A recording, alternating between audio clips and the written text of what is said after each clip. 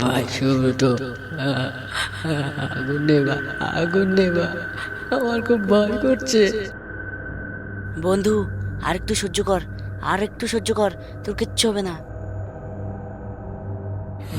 আগুন নেবা, আগুন নেবা, আগুন নেবা। গত পর্বে আমরা দেখেছিলাম কিভাবে সুব্রত জঙ্গলের অন্ধকারে হঠাৎ করে অদৃশ্য হয়ে যায়, আর আজ জানব এরপর তার সঙ্গে ঠিক কী ঘটেছিল। যদি তোমরা আগের পর্বটা না দেখে থাকো তাহলে চ্যানেলে গিয়ে আগের পর্বটা দেখে নিও, অথবা উপরে আই বাটনে ক্লিক করেও আগের পর্বটা দেখতে পারো, কারণ এই গল্পটা আগের পর্ব থেকেই শুরু হয়েছে। তো চলো শুরু করি আজকের দ্বিতীয় পর্ব। কিছুক্ষণ পরে ভোলা কাকা ফিরে আসে, তার সঙ্গে একজন তান্ত্রিক। হাতের তাবিজ, কপালে ছাই, চোখে এমন দৃষ্টি যেন সে সব কিছু দেখতে পায়। বাবাজি, বাবাজি, এখানে ওরা ছিল। হ্যাঁ, আবার আগুন নিভে আবার। বাঁচাও, কে আছো আমাকে বাঁচাও, বাঁচাও, কে আছো আমাকে বাঁচাও।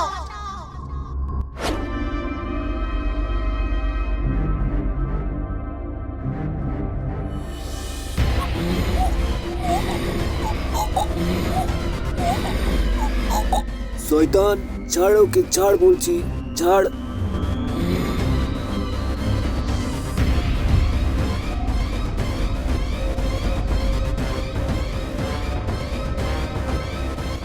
তারা দুজন এসে দেখে সুব্রত মাটিতে পড়ে আছে, তার চোখ দুটো আধা খোলা, আর হাতের উপর স্পষ্ট কামড়ের দাগ। আগুনটা হয়তো নেভে গেছিল। ভোলা কাকা কাপা কাপা হাতে সুব্রতকে ধরতে যায়, ঠিক তখনই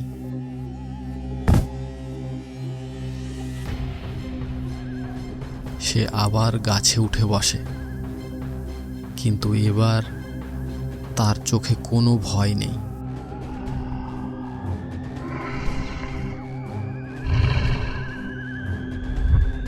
হঠাৎ ডাল বেয়ে এক গাছ থেকে আরেক গাছ চলে যায়, এক মুহূর্তেই জঙ্গলের ঘন অন্ধকারে মিলিয়ে যায় সে। চারপাশে আবার নিস্তব্ধ, শুধু পাতার ফাঁক দিয়ে চাঁদের আলো কাঁপছে।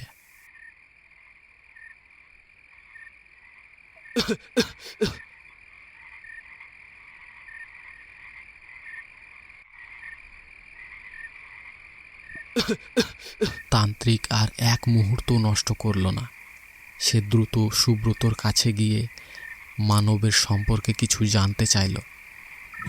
উত্তরটা শুনতেই তান্ত্রিকের মুখ গম্ভীর হয়ে গেল। সে তাড়াহুড়ো এদিক ওদিক তাকাতে শুরু করলো আর খুঁজতে লাগলো মানবের পায়ের ছাপ। কিছুক্ষণ পর সে একটা ছাপ খুঁজে পেল। ছাপটা একদম অস্বাভাবিক, দেখে মনে হচ্ছিল এটা কোনো মানুষের নয়, বরং একটা পাখির পায়ের ছাপ। তান্ত্রিক সেখান থেকে একটু মাটি তুলে নিল, তারপর মাটিতে একটা দাগ আঁকল।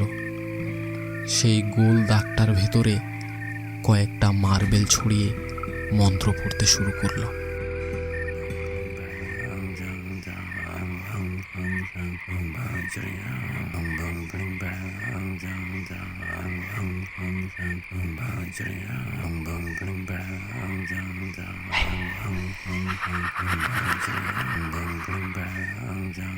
মন্ত্র শুরু হতেই চারপাশের গাছের ডালপালাগুলো একসাথে কেঁপে উঠল। মনে হচ্ছিল অদৃশ্য কেউ চারপাশের গাছগুলোকে নিজের ইচ্ছে মতো নড়িয়ে চড়িয়ে দিচ্ছে।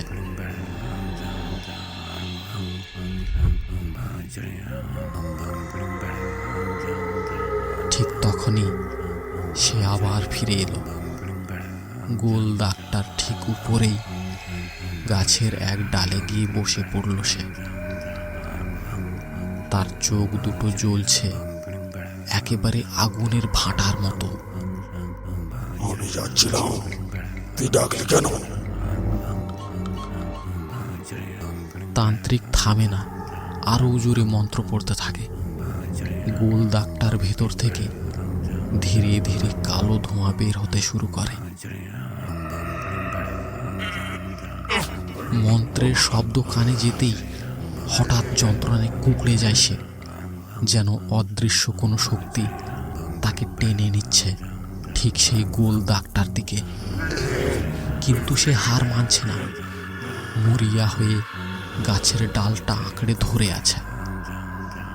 আমাকে ছেড়ে দে, আমাকে ছেড়ে দে, আমাকে ছেড়ে দে, আমাকে ছেড়ে দে, আমাকে ছেড়ে দে, আমাকে ছেড়ে দে, আমাকে ছেড়ে দে, নইলে আমার সঙ্গে সঙ্গে এই ছেলেটা মরবে।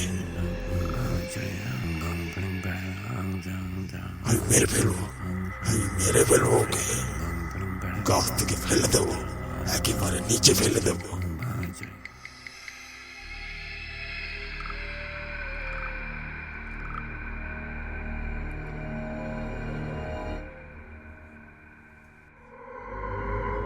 আমি তোকে কিছু করব না, ছেলেটাকে ছেড়ে দিলে আমিও তোকে ছেড়ে দেব। আমি বিশ্বাস করি না। আমি যদি ছেলেটার শরীর থেকে বের হয়ে যায়, তুই তখন আমাকে ধরে ফেলবি। সব তান্ত্রিক তো তাই করে। শোন, আমি কথা দিলে সেটা ভাঙি না। আমি তোকে ধরবো না। তুই যেখানে যাবি আমি সেখানে যাব না। তোর কথার দাম আছে।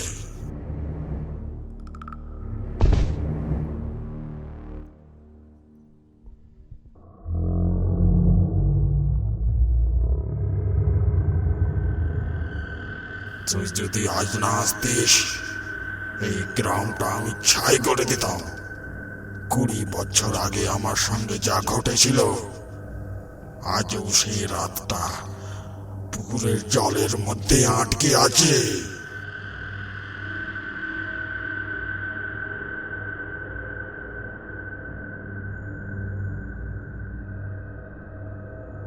ঠিক তখনই মানবের বুকের ভেতর থেকে একটা ছায়ার মতো কিছু ধীরে ধীরে বেরিয়ে আসে।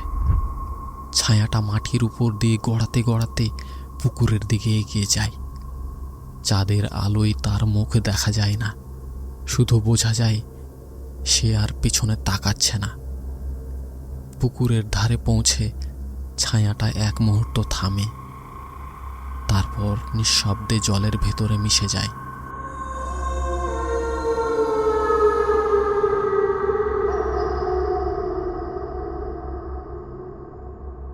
যা শুরু হয়েছিল আজ তা শেষ হলো। তাহলে সব শেষ? না, শেষ না, শুধু আজকের রাতটা আমরা বেঁচে গেলাম। মানব নিথর হয়ে মাটিতে পড়ে আছে, কিন্তু তার বুক ওঠানামা করছে। চোখে এক শান্তির ছাপ, যেন দীর্ঘ যন্ত্রণার শেষে অবশেষে ঘুম পাচ্ছে তার। জোছনার আলোয় পুকুরের জল নিঃশব্দ, স্থির, কিন্তু সেই গভীরে এখনও লুকিয়ে আছে 20 বছরের পুরনো এক রাত।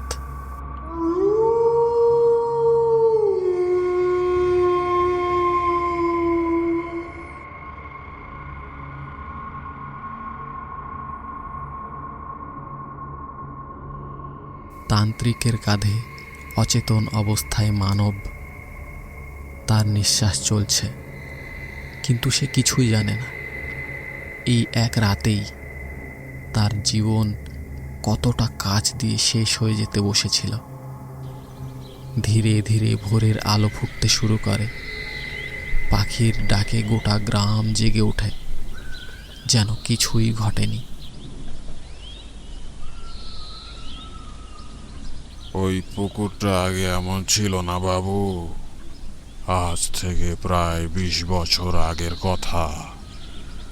তখন পুকুরটা ছিল একদম সাধারণ। গ্রামের সবাই সেখানে স্নান করত। পুকুরের পাশেই দাঁড়িয়ে ছিল একটা বিশাল শ্যাওড়া গাছ।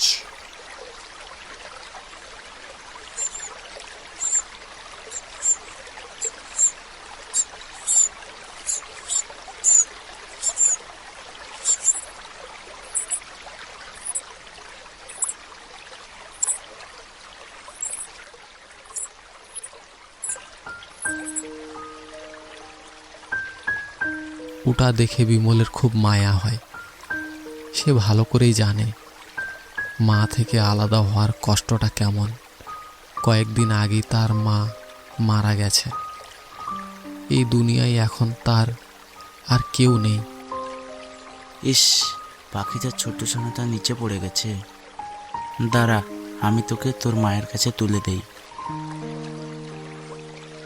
এই বলে বিমল ধীরে ধীরে গাছের উপর উঠতে শুরু করে, পাখির বাচ্চাটাকে আবার বাসায় তুলে দেওয়ার জন্য।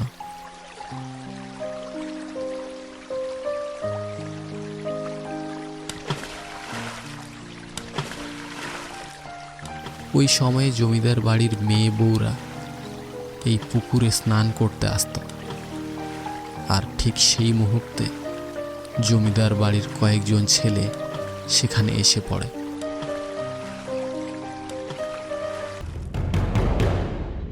এই, তুই গাছে কি করছিস? লুকিয়ে লুকিয়ে মহিলাদের উপর নজর রাখছিস, তাই না? না না বাবু, আপনি ভুল ভাবছেন। আমি শুধু পাখিটার বাচ্চাটাকে তুলতে যাচ্ছিলাম। চুপ, মিথ্যা কথা বলছিস। নাম নিচ্ছে, তুই দেখাচ্ছি। বিমল ভয়ে ভয়ে গাছ থেকে নেমে আসে, আর নামতেই ওরা সবাই মিলে তাকে মারতে শুরু করে। বিমল কাঁদতে কাঁদতে শুধু একটাই কথা বলতে থাকে, আমাকে ছেড়ে দাও, আমাকে ছেড়ে দাও, আমি কিছু করিনি, আমি কিছু করিনি, আমি কিছু করিনি। কিন্তু তার কথা কেউ শোনেনি, কেউ তাকে বাঁচাতে আসেনি। সেই রাতেই ওই গাছটার নিচে বিমল মারা যায়, একা, অন্যায়ের শিকার হয়ে। আর সেই দিন থেকেই জায়গাটা ধীরে ধীরে বদলে যায়। ওই পুকুরে জন্ম নেয় এক অশান্ত আত্মা।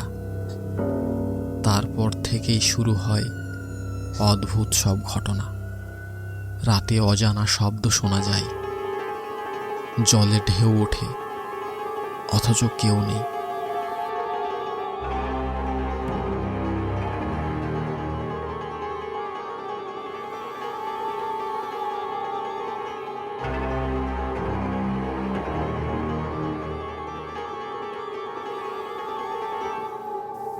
কেউ আর সাহস করে সেখানে স্নান করতে যায় না। ধীরে ধীরে লোকজন ওই জায়গাটা এড়িয়ে চলতে শুরু করে। সেই থেকেই ওটার নাম হয়ে যায় মরা পুকুর। সব ভূত খারাপ না রে বাবু, কিছু ভূত শুধু অন্যায়ের বিচার চায়। বন্ধুরা, দ্বিতীয় পর্বটা তোমাদের কেমন লাগলো অবশ্যই জানাবে। আশা করি গল্পটা তোমাদের ভালো লেগেছে। এইভাবেই পাশে থেকো, ভালোবাসা আর সাপোর্ট করে যেও। আর নতুন নতুন গল্প দেখার জন্য আমাদের সাজানো গল্প চ্যানেলটি সাবস্ক্রাইব করে রেখো। ধন্যবাদ সবাইকে।